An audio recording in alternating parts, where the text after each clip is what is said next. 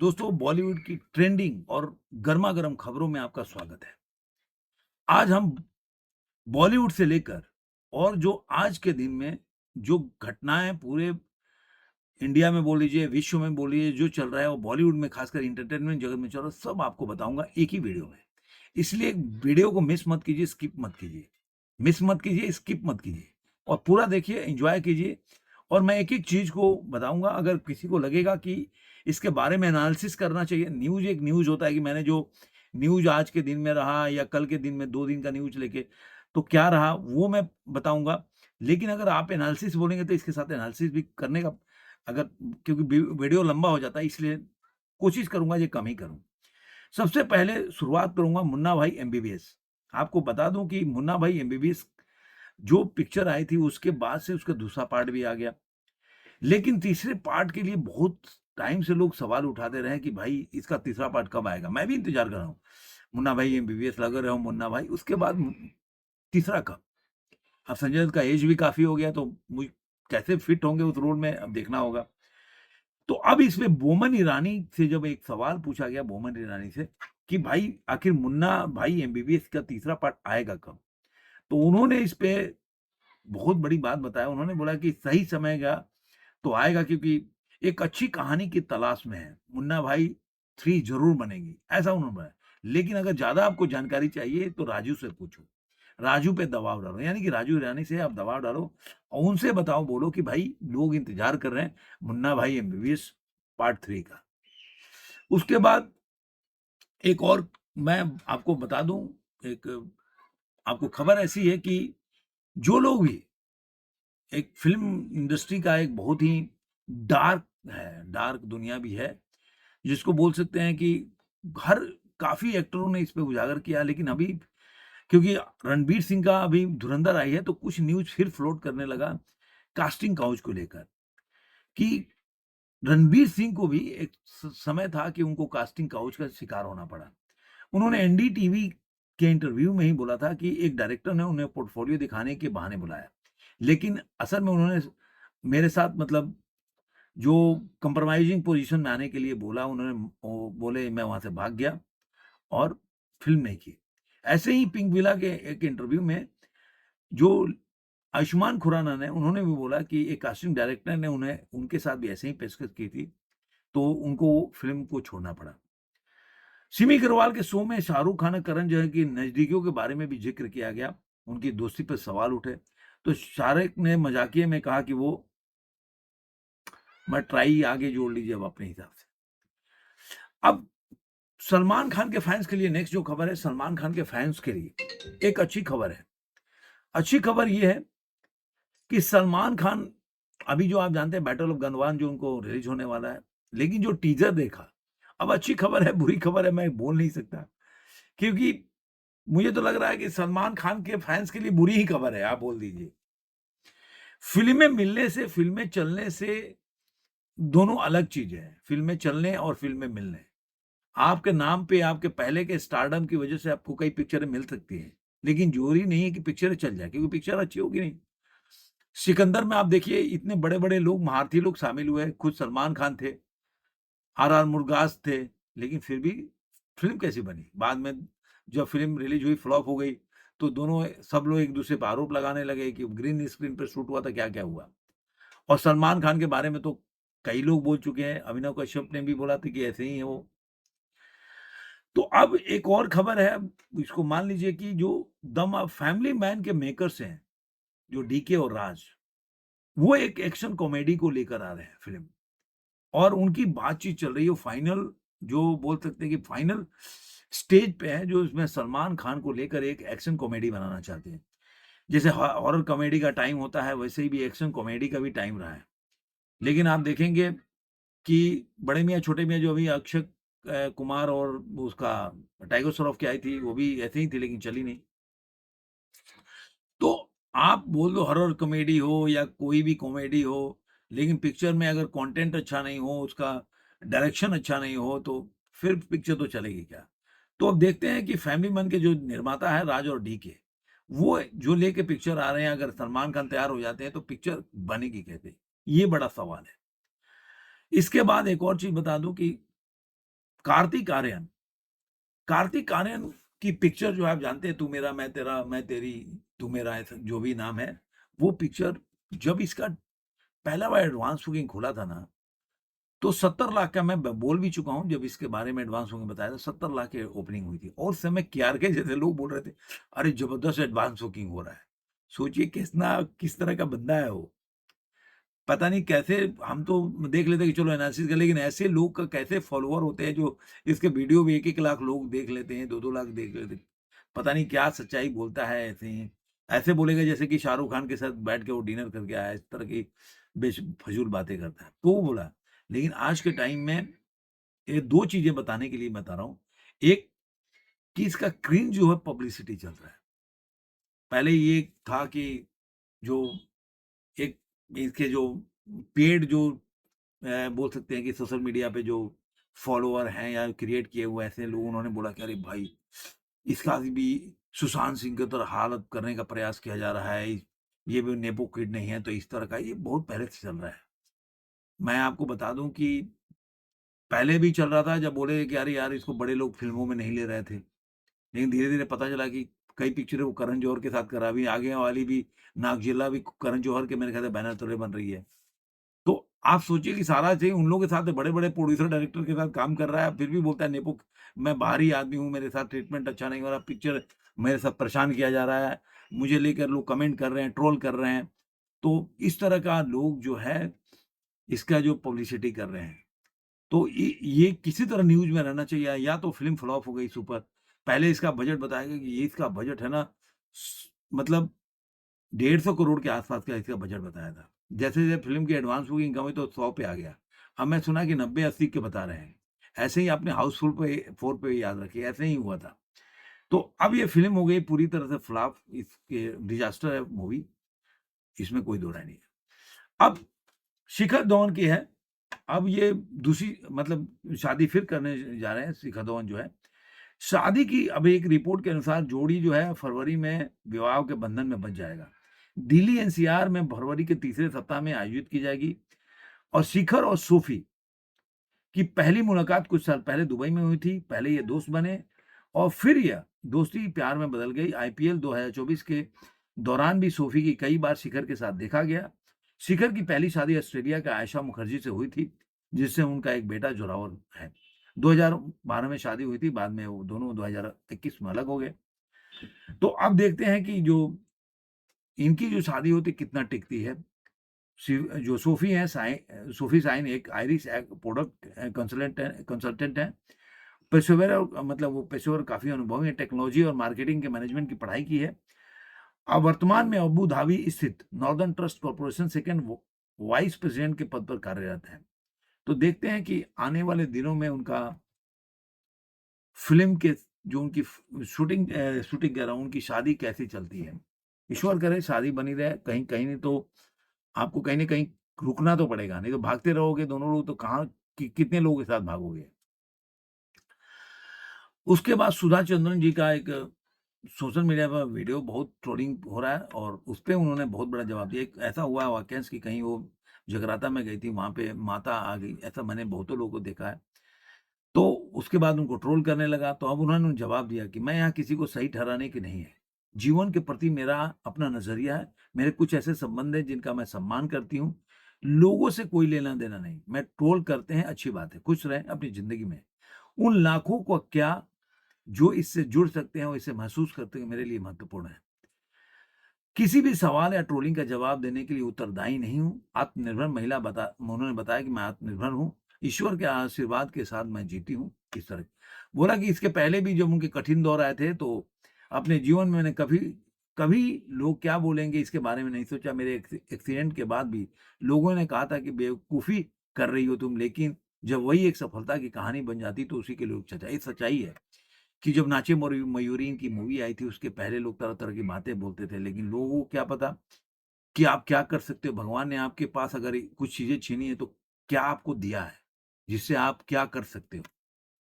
इसके बाद जो सुधा चंद्रन जी जो है, तो उन्होंने बोला कि इस समाधि जैसी अवस्था में नज़र मतलब मेरे को ऐसा फ़ील हुआ और जो मुझे फ़ील हुआ तो मुझे उसके लिए कोई ट्रोल करे तो उसमें मैं क्या ही कर सकती हूँ, लोगों के अपनी-अपनी ओपिनियन है। तो ये सच्चाई है कि लोग कुछ भी बोलते रहते हैं, लोगों के बारे में आप ज़्यादा सोचिए मत, जो है वो अपना देखिए।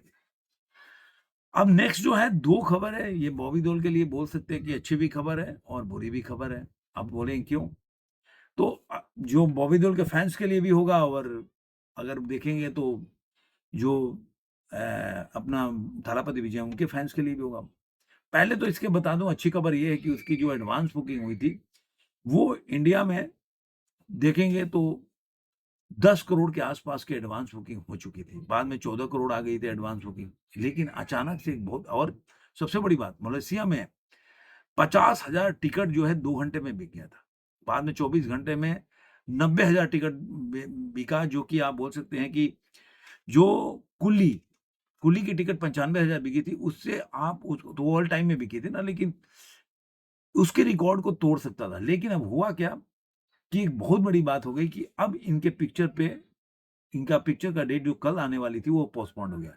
अब इसके कई तरह के कारण बता रहे हैं कि कोई भी एक्टर जब फ़िल्म का लास्ट होता है ना, तो वो अपने को जननायक के रूप में, जननेता के, क्योंकि उन्होंने पॉलिटिकल पार्टी खोली है, तो उस हिसाब से प्रस्तुत करने का प्रयास किया है, कि लोगों में एक लगे कि अरे यार, मैं एक ही पिक्चर में पुलिस भी बने हैं और आर्मी के साथ भी वो अच्छा करते हैं और फिर जननेता भी बन जाते हैं। तो ऐसे फ़िल्म को प्रेज़ेंट करना जैसे कि उनकी लॉन्चिंग पैड हो।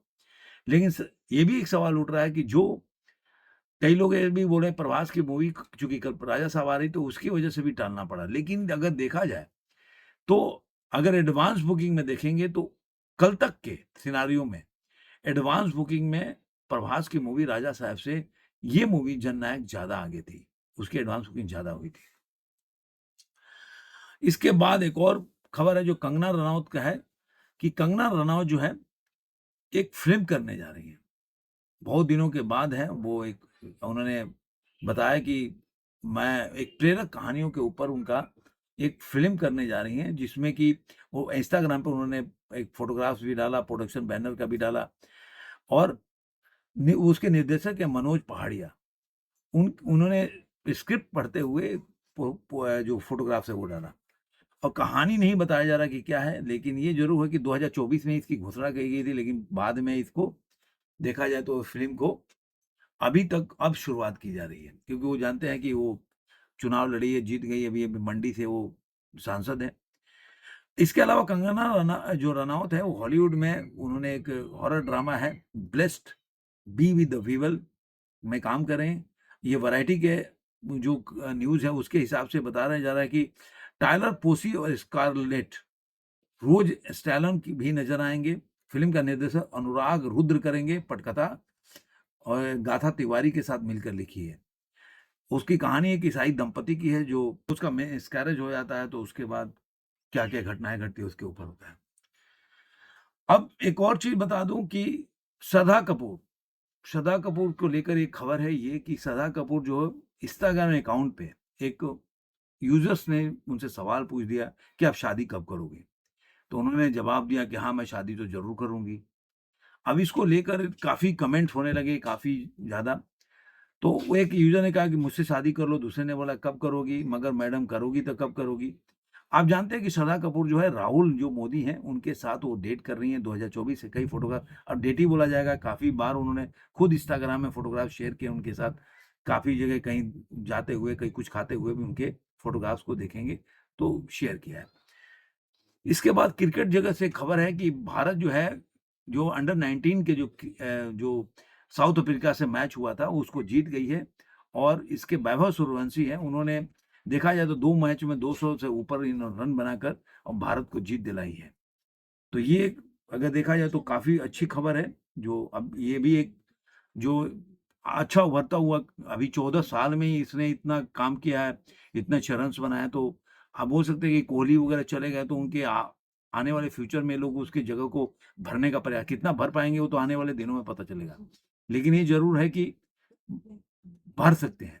अब 74 गेंदों पर उन्होंने 127 रन मारा, 9 चौके और 10 छक्के शामिल हैं, ये साउथ अफ्रीका, और करीब-करीब 5 से 6 शतक इन्होंने अपने जो 5 और दूसरे देश में जाकर उन्होंने मारा, तो ये 6 देशों में 14 साल में इतना शतक मारना मतलब एक अच्छा उपलब्धि है, देखने में देखा।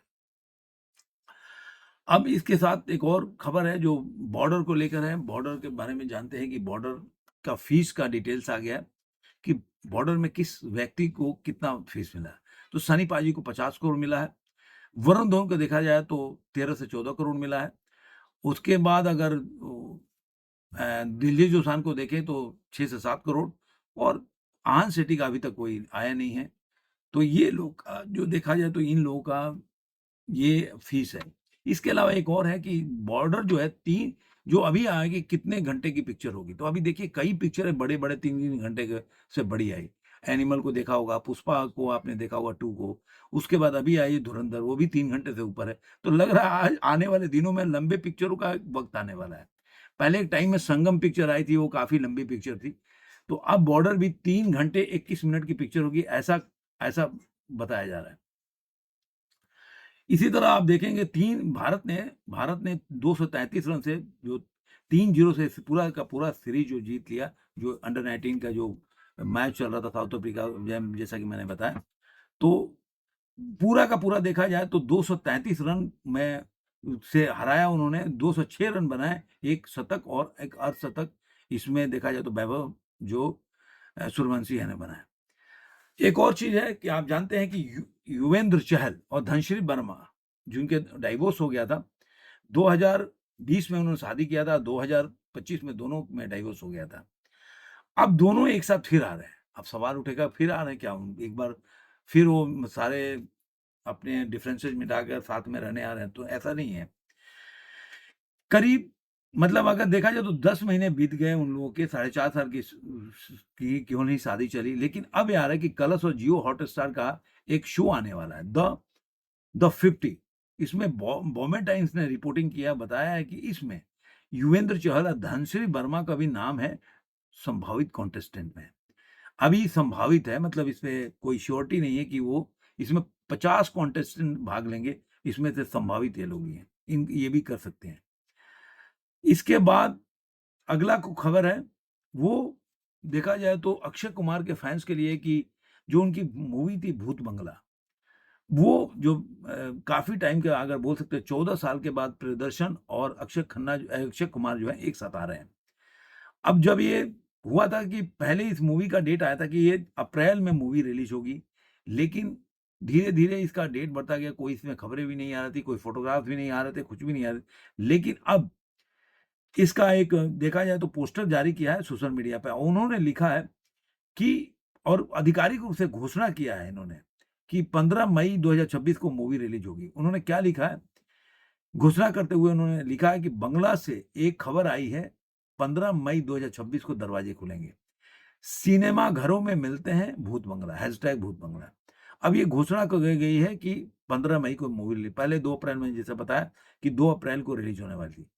अब इसमें देखेंगे तो अक्षय कुमार है, उनके साथ तब्बू, परेश रावल, राजपाल यादव, जीसू सेनगुप्ता, असरानी, वामिका गब्बी ऐसे काफ़ी एक्टर हैं जो इसमें काम कर रहे हैं।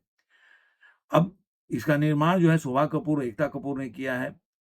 उसमें सहयोग किया है जो प्रोडक्शन है जो अक्षय कुमार का खुद है, केफ ऑफ गुड हो फिल्म्स वो लोग कर रहे हैं। सह-निर्माता फारा शेख हैं, वेदांत वाली हैं और जो कहानी को जो आकाश ए कौशिक ने लिखी है। अब आते हैं जो विक्की कौशल है उनको बेटा हुआ है और बेटा का नाम उन्होंने क्या रखा है? ये लेकर जो जो धुरंधर के जो प्रोड्यूसर, डायरेक्टर जो भी बोले आदित्य धर ने बड़ा अच्छा कमेंट किया। पहले तो लोगों ने बोला जो नाम उन्होंने रखा, तो कहीं न कहीं जो पिक्चर उनकी उरी आई थी वो रिफ्लेक्ट कर रहा है। तो लोगों ने ट्रोल करने लगे, देखो धुरंधर हिट हो गई थी इसलिए ऐसा नाम रखा। क्योंकि उन्होंने नाम उसका रखा मेज बिहान, बिहान बिहान कौशल। तो अब चूँकि जो उरी द सर्जिकल स्ट्राइक में उनका नाम था मेजर बिहान सिंह शेरगिल, इसलिए लोगों ने बोला कि आप उसको भुनाने का प्रयास कर रहे हो। लेकिन अगर देखा जाए तो इस पे आदित्य धर ने बड़ा अच्छा बोला और बोला कि उनको कमेंट करते हुए आपको बहुत-बहुत बधाइयाँ हो मेरे विक्कू, मेजर बिहान शेरगिल के किरदार को पर्दे पर जीवंत करने से लेकर नन्हे बिहान को अपने गोद में लिए हुए जीवन का चुक पूरा हो गया। आप तीनों को मेरा ढेर सारा प्यार और आशीर्वाद, आप दोनों असाधारण माता-पिता बने। तो ये खबर है। अब इसके बाद जो जो अभी जो 34वें दिन में आप देखेंगे, आज 35वां दिन है धुरंधर का, लेकिन अगर 34वें दिन में देखेंगे कितनी कमाई की है, तो ट्रेड के हिसाब से इसने 786 करोड़ और इंडिया नेट में कमाई की है, और इसका ग्रॉस है 943 करोड़, वर्ल्ड वाइड में 1228 करोड़ कमा लिया है इसने। अगर ये प्रोड्यूसर का फिगर देखेंगे तो 836 करोड़ और 15 लाख रुपया, इसका ग्रॉस 886 करोड़ है, और 1263 करोड़ 65 लाख रुपए इसने ओवरसीज से कमा लिया, वर्ल्ड वाइड कलेक्शन किया है।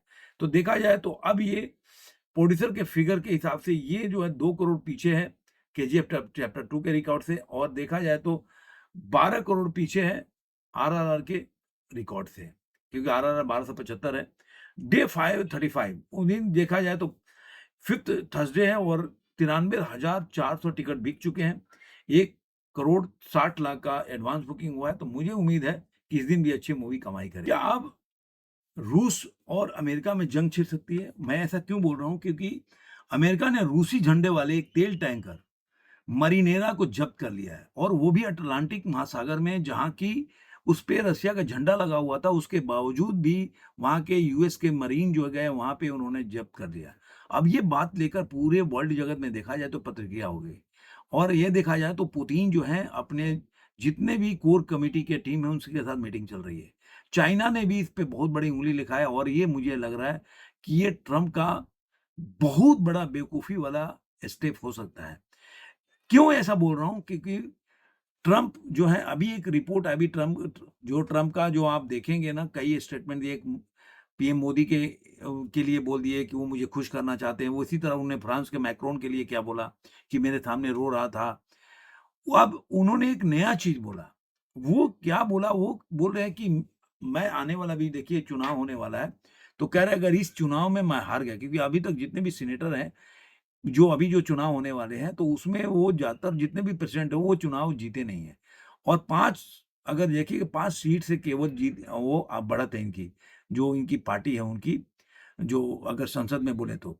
अब यहाँ पे अगर ये चुनाव हार जाते हैं यहाँ पे, तो वो बोल रहे हैं कि उनको इम्पीच किया जाएगा, और ये सबसे बड़ी बात है कि इनके पार्टी के लोग हैं, इनके जो मंत्री के लोग हैं, इनके सहयोगी लोग हैं, अब जो डोनाल्ड ट्रम्प के खिलाफ खड़े होने लगे धीरे-धीरे, कि भई जिस तरह से इन्होंने वेनेजुएला के राष्ट्रपति को उठा लिया, वो एक बहुत बड़ा, मतलब बहुत बड़ा चूक है, और ये नहीं करना चाहिए। वहाँ का अभी देखिए, अभी वहाँ के कोर्ट में भी इसका सुनवाई होने वाला है। तो मुझे ऐसा लग रहा है कि डोनाल्ड ट्रम्प हैं, कुछ तो उनके साथ ऐसा हो, उनके इम्पीच किया जाएगा, उनकी जाँच भी की जाएगी, इन्वेस्टिगेट सरकार भी गिर सकती है। तो आने वाले दिनों में बहुत ही क्रूशियल होने वाला है। अब ये देखना होगा कि जो इस तरह की उन्होंने घटनाएँ की है, जिस तरह से इनका जो रशिया के सबमरीन पे इन्होंने जाके कब्ज़ा कर लिया, वो एक बहुत बड़ा चौंकाने वाली घटना है, इसमें कोई दो राय नहीं है। दिल्ली की घटना आप देखेंगे तो दिल्ली में 2 दिन पहले की बात है कि एमसीडी ने, जो एक वहाँ पे मस्जिद है, जिसको फ़ैज़-ए-इलाही मस्जिद बोलते हैं, ये तुर्कमान गेट के पास है। ये आप देखेंगे जो दिल्ली में रहता है, दरियागंज के आस-पास है। वहाँ पे 0.95 करके ज़मीन था, वो जो मस्जिद के लिए दिया गया था लीज़ पे, वो भी उनका मस्जिद का ज़मीन है नहीं, लेकिन लीगली उनको दिया गया है।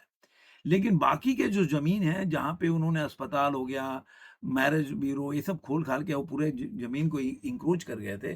तो 3 महीना से, मतलब काफ़ी टाइम से एक चल रहा था, कोर्ट में सुनवाई चल रही थी। अब कोर्ट ने ये ऑर्डर दिया था कि इसके इंक्रोचमेंट को 3 महीने में खत्म हटाना चाहिए। अब दिल्ली जो पुलिस के साथ मिलकर और जो एमसीडी ने कार्रवाई की, तो उसके बाद वहाँ पे पत्थरबाजी हुई, जिसमें कि 5-6 पुलिस वाले घायल हो गए, और उसके बाद अब जो पुलिस ने कार्रवाई कर रहा है, तो काफ़ी जो जो लोगों ने वीडियो बनाकर लोगों को मतलब बोलेंगे कि उकसाने का प्रयास किया, उसको पकड़ लिया गया, 5-6 लोगों का गिरफ्तारी हुई है। तो देखते हैं आगे क्या होने वाला है। लेकिन इसमें कॉन्स्पिरेसी तो है कि आपको कैसे, अगर मान लीजिए 11 बजे गए, कहे कि अरे यार रात को ही क्यों आना चाहिए? मैं कह रहा हूँ कि अगर एमसीडी को तोड़ना ही है तो रात-दिन से तुम कौन सवाल पूछने वाले होते हो कि रात को नहीं आना चाहिए, दिन को आना चाहिए? भाई एमसीडी को जब ही उसको लगेगा कि भाई मैं तोड़ सकता हूँ, ये एन्क्रोचमेंट है, आपको नोटिस दे दिया गया, आपको बता दिया गया, तो कभी तोड़ सकते हैं। उन्होंने लेकिन फिर भी अगर उन्होंने इस सवाल उठाया तो उन्होंने जवाब भी दिया कि चूँकि बहुत संकरी गली है इसलिए वो रात को ही करना चाहते थे कि दिन में अगर मान लीजिए कि 23 जैसे कि 23 आ रहा है, कहीं 25 आ रहा है, कहीं 32 आ रहा है कि जो बुलडोज़र गए थे तो ये काफ़ी बड़ा जगह को घेर सकता था और वहाँ के ट्रैफ़िक की समस्या खड़ी हो जाती। तो ये भी कारण है। देखते हैं इन इन चीज़ों पे क्या होता है लेकिन हर पार्टी अपने-अपने तरीके से पॉलिटिक्स कर रही है। तो ये कुछ खबरें थी आज के। आपको ये वीडियो कैसा लगा ज़रूर कमेंट में बताइएगा। फिर मिलेंगे किसी और वीडियो में, आज के अंक में इतना ही।